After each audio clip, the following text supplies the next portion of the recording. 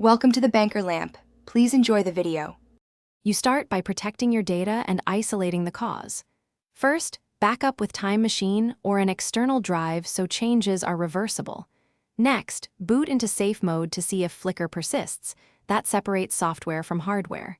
Then, check Mac OS updates and disable automatic graphics switching in Energy Saver if available. Finally, visually inspect the hinge and bezel area for cable damage or liquid. Because once you know whether software or a loose cable is likely, you choose the right fix path. Once done with basic checks, dive deeper into software and firmware resets. Create a clean user account or reinstall Mac OS to eliminate corrupt drivers or launch agents that cause flicker. If that doesn't help, reset the SMC to fix power management quirks and reset NVRAM to restore display settings. Follow Apple's model-specific key sequences carefully.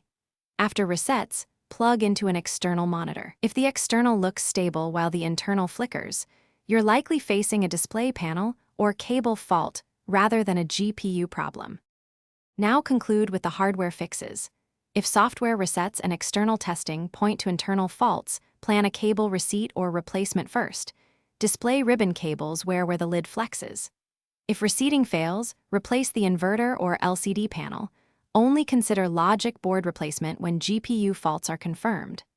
Use correct tools, anti-static practice, and take photos during disassembly so reassembly is accurate. If you're unsure or the Mac is under warranty, make an appointment with Apple or an authorized repair shop to prevent costly mistakes. Thanks for watching. If this was helpful, leave a like and consider subscribing. See you next time.